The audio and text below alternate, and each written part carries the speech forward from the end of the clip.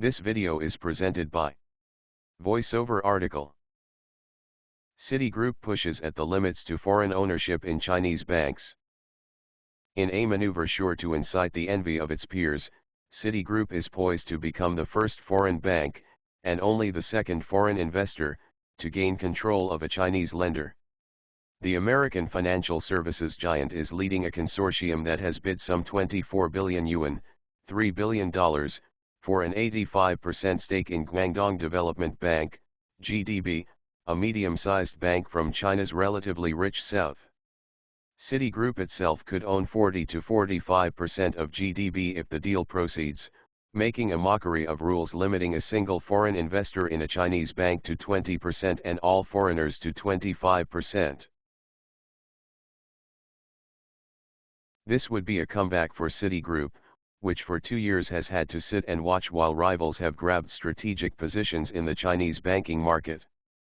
In June 2005, Bank of America, BofA, beat Citigroup to a 9% stake in China Construction Bank, CCB, one of the country's 4 biggest lenders. Citigroup even lost a profitable position advising on CCB's multi-billion-dollar flotation. This time it has moved faster, outbidding ABN AMRO, of the Netherlands, and France's Société Générale for GDB. Although Newbridge Capital, a private equity firm, was the first foreign investor to gain management control of a Chinese bank, its charge, Shenzhen Development Bank, is barely half the size of GDB, which had assets of 345 billion yuan at the end of 2004.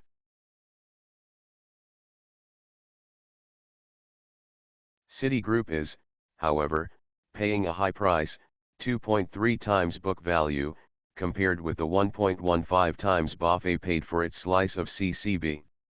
True, acquirers often pay a premium for control. But GDB's financial state is precarious. Its liabilities exceed its assets by 35 billion yuan, state subsidies have propped it up, its capital adequacy ratio is way below international standards, and its profitability is poor.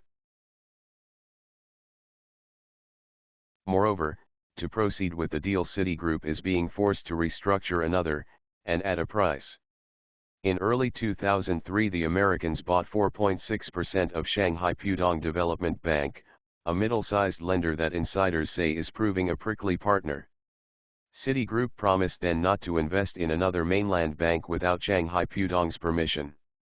That has been granted, but only on condition that Citigroup raise its stake in the Shanghai bank to 19.9% at a rumored cost of $800 million, 4 times the original price per share. Remarkably, Citigroup also had to agree not to set up a joint venture with GDB in credit cards, China's most promising financial business and the only one the Guangdong Bank appears to be any good at. Still, Citigroup's rivals will surely cry foul.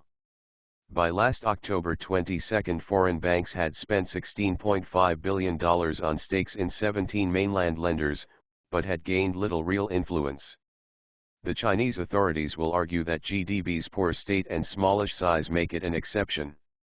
And Liu Mingkang, the banking regulator, gave warning last month that should foreigners be granted more than a quarter of a Chinese bank, that bank would then be considered foreign, subject to restrictions that, among other things, allow yuan-denominated business in only a few cities.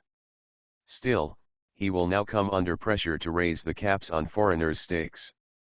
That might allow the likes of HSBC, with 19.9% in Bocom, a larger and far sounder bank than GDB, to gain real management control.